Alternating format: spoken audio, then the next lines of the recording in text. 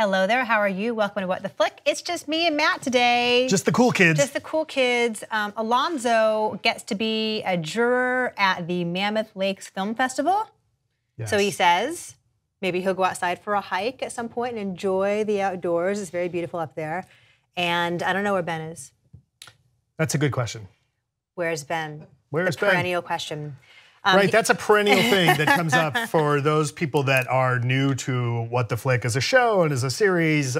Ben, one of the founders of this entity, has a lot of cool stuff to do. Perhaps you've seen him on Turner Classic Movies or maybe in movies themselves. But he's reporter number 2. Exactly. Sometimes he'll come and join us. Yeah, his recurring role as reporter number 2 in a wide variety of action thrillers. So we are talking about a bunch of movie news that's been going on. This is sort of tangential movie news. The death of Philip Roth, one of the prolific American writers of the last half century. He died, what, yesterday? Recently. He was 88.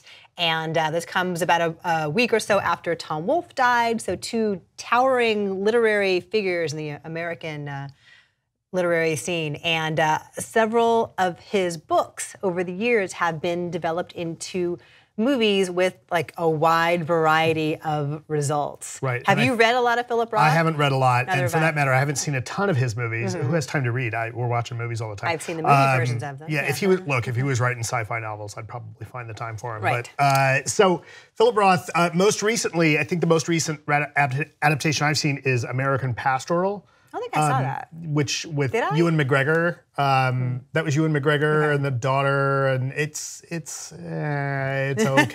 and you know that comes up a lot. His prose is so memorable. You know, he's got a very specific style of writing, and like a lot of writers, you know, we mentioned this, kind of made reference to this a while back, like Faulkner. Like some writers don't necessarily translate to the screen all that well, and I think there's middling results with Roth's work. Right. A lot of it is it's internal, it's monologues, it's there's a theme that runs through a lot of his work of men, often Jewish men in America. A lot of the work is, you know, kind of semi-autobiographical characters living in the part of New Jersey that he grew up in, and a really brash sexuality about them. So one of his most famous books, Portnoy's Complaint, infamously got made into like one of the worst movie versions of his work, 1972, Richard Benjamin. And like the whole book is about masturbation, right? And so it was like shocking that this thing even got out with the rating that it got. And that was one of the lesser, you know, it was one of his better books, one of his lesser film versions of it. Over the years, more recently, The Human Stain was kind of controversial, starring Anthony Hopkins and Nicole Kidman. And basically the casting of it, I think, overshadowed whatever he was aiming for thematically with this book. Anthony Hopkins plays a professor who is of mixed race, but he's been passing as white for many, many years. Right. And so it becomes problematic as he is forced to deal with his true identity, and there are flashbacks to his youth where he's played by Wentworth Miller. And it played at Toronto like 15 years ago, and just the shocking casting of having somebody white and Welsh playing a black man was problematic for a lot of people. So that I think things like that might often overtake or outshine the actual substance of these films. Elegy with Ben Kingsley and Penelope Cruz was better, but there's a theme of tormented men and the women who beguile them. It's a theme. That happened there as well. So he died, and I would say, yeah, maybe read the books instead of visiting the film versions of them. And then also this week in movie news, The Hollywood Reporter has a story about the annual GLAAD report on representation of gays and lesbians and bisexual and transgender characters in film.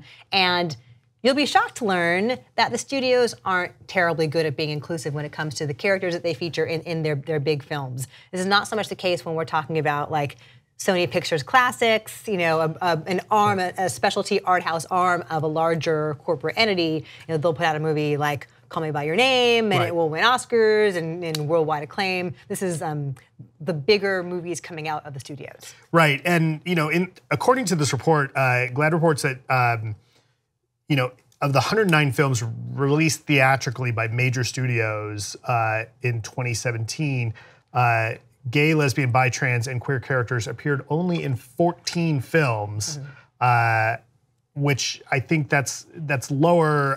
That's 12.8% lower from the 18% from the previous year. Of those 14 films, half those characters had less than 5 minutes of screen time. Right.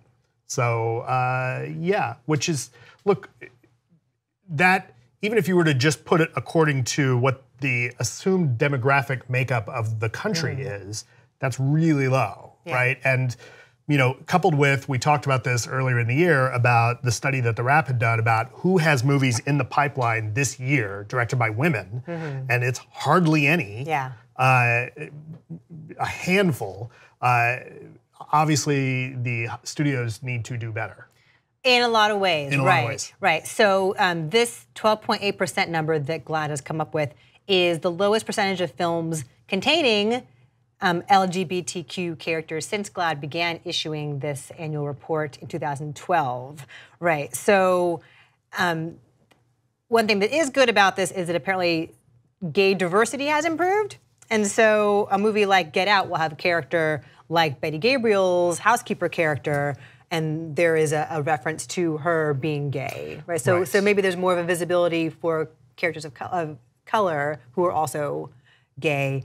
There are more gay men than lesbians, and yeah, and then I think about movies that are out now, you know, where characters like the most recent Deadpool. Has a lesbian ex-women. Yes. Right. Yes. But then again, that's only like a passing thing. It's not like they're major characters who have a lot to do, I would say. It's not like Deadpool is gay. Well, and so that becomes a whole other issue because in the comics, there is references to Deadpool effectively being pansexual. That's not been represented in the movies yet. Who knows if it actually will get to be, you know, there's recent talk of Donald Glover, or I'm sorry, the writer talking about, oh yeah, Lando is pansexual, and Glover kind of I was going to mention that, actually. Well, and Glover kind of confirmed this, saying, well, how would you be anything else in space? Okay, sure, but let's actually show that on the screen and have some representation, because look, the reason we bring this up is that representation matters. It means a lot. I mean, you hear a lot of stories from people who go and see something like Black Panther or Wonder Woman, that to see, you know, for young African-American kids or young girls to see either of those movies, and it's important that they see someone that looks like they're going to look like when they grow up, be the stars of these movies, right? So that's why we keep talking about this. And in a movie that is large like that, like Wonder Woman or like Thor Ragnarok, you have the Valkyrie character, there's maybe the hint that they're gay, that someone is gay, not that Wonder Woman is, but like that in this world, there is a prevailing homosexuality that, again, like this sort of, they don't even dip their toe into it. They sort of like go to the edge of the water, but don't even dip their toe in yet. So yeah, there is still a long way to go. Yeah, movies like Call Me By Your Name and also Battle of the Sexes, which was about Billie Jean King and Bobby Riggs, those are from the specialty branches of those bigger studios, and so those don't count in this particular, or they don't count them themselves in their own particular findings here. But yes, there was work to be done.